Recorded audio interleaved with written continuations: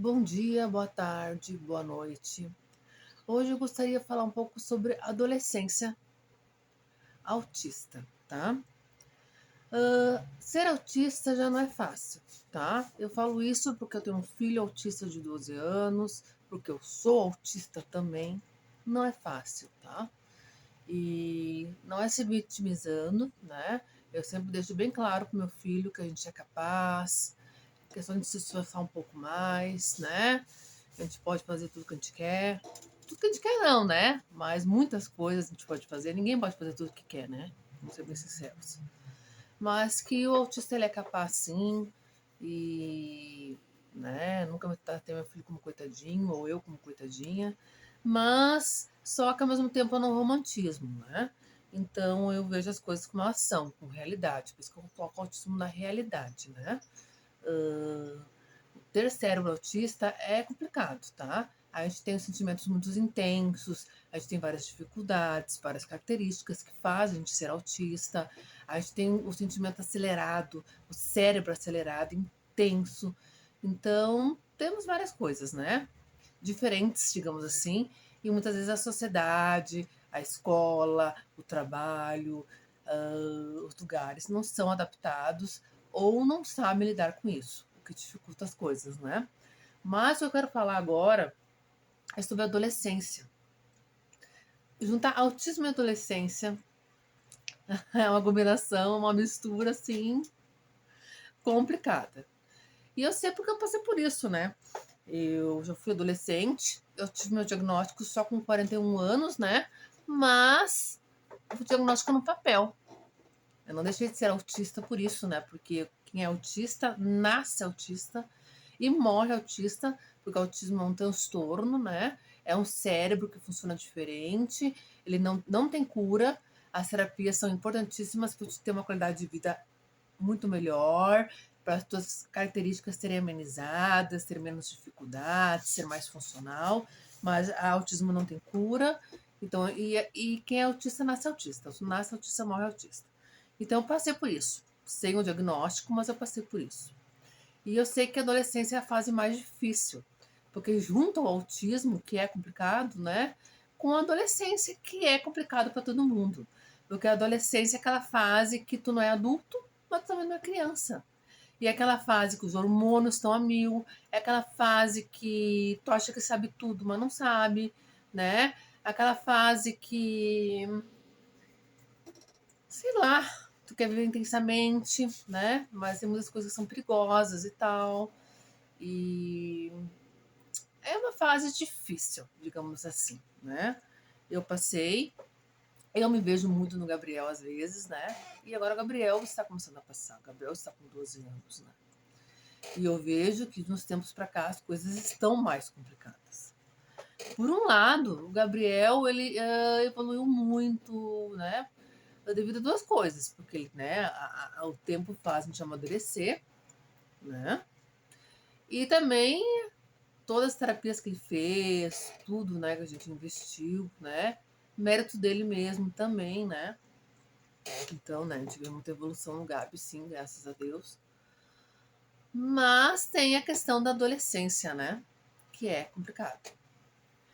E o que eu quero dizer para vocês hoje, né? Eu sou explosiva, o Gabriel é explosivo, né? Dois bicudos não se beijam. E daí, o que a gente faz com tudo isso? Adolescência, hormônios, autismo. O que a gente faz? Sempre a melhor saída, na minha opinião, é o diálogo. Eu não sou exemplo de nada, gente, tá? Não sou exemplo de nada.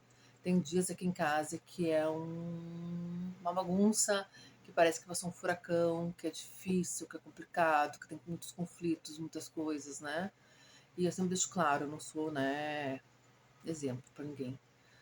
Mas eu procuro cada dia melhorar, cada dia evoluir, né? E procuro andar no caminho certo. Procuro tentar fazer o melhor para meu filho, mesmo quando eu erro, né? E eu percebo assim que a melhor, sabe, solução não existe resposta mágica, não existe varinha mágica. Mesmo se tu for conversar com um psicólogo, com um psiquiatra, com um pediatra, com um psicanalista, sabe? Eles te podem dar muitas orientações sábias, Podem sim, né? Eles estudaram muito, né? Eu valorizo muito todos os profissionais da saúde.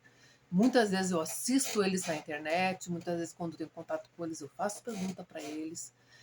Só que assim, eles têm muitas orientações legais, sim, mas não existe varinha mágica, entendeu? Varinha mágica para os problemas.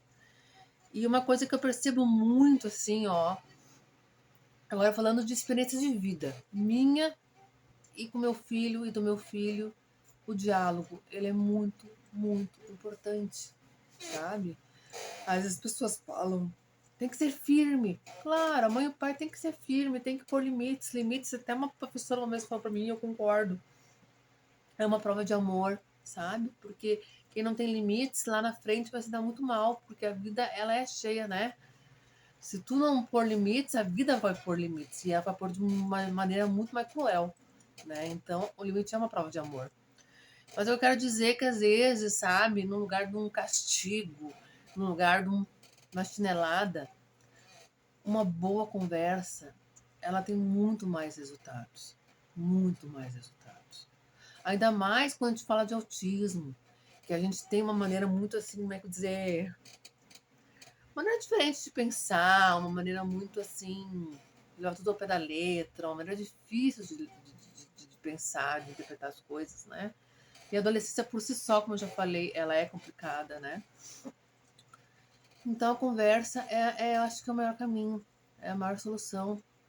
Então, o Gabriel mesmo, ele tem só 12 anos, ele é autista moderado, mas eu já conversei com ele sobre drogas, eu já conversei com ele sobre sexo, as perguntas que ele me faz, eu respondo. Por quê? Eu podia, sabe, como dizer, enrolar ele e não responder, mas é o que eu falei pro pai dele, né? E se a gente não responder, ele vai perguntar para um amigo, vai perguntar para um colega, vai perguntar para um conhecido. Então é melhor ele saber o que é sexo, o que é droga, as consequências das drogas. O pai e a mãe que realmente querem o bem dele, sabe? Que realmente vão falar a verdade, sim, sabe? Não, do que qualquer um na rua, né? Então, eu prefiro que ele aprenda comigo, entendeu? Então, eu já conversei muito com ele, até sobre abuso, sobre encostar nas partes íntimas, ninguém pode encostar nas partes íntimas, sobre abuso, né? Sobre drogas, sobre sexo, sobre tudo, né? Porque nessa fase eles vão perguntando, eles querem saber, eles são, né? Então, eles querem saber, né? Então é melhor aprender com a gente, sabe? Do que aprender na rua. E o medo, o que o medo faz? O medo faz, eu quero que meu filho tenha respeito por mim, mas não medo. Porque se ele tiver medo de mim, quando ele tiver um problema, quando eu estiver enrolado, quando ele sofrer um bullying, quando ele estiver acontecendo uma coisa ruim, se ele tiver medo de mim, ele não vai me contar. E daí como é que eu vou ajudar ele? Porque não tem como eu estar em todos os lugares com ele, né? Então, ainda mais agora com 12 anos, né? Ele não é mais uma criança pequena, não é mais uma criancinha e tal. Então, eu acho que ser amigo do filho é importante, sim, sabe? Tanto que quando ele sofreu bullying no início do ano, ele me contou. No mesmo dia ele me contou. E eu entrei em contato com a diretora do Gabriel é muito querida, eu gosto muito dela, né? Mas ela também, às vezes, não tem como saber tudo. Ela também não viu, não sabia, né? São muitas turmas, são muitos alunos, são muitas crianças e adolescentes.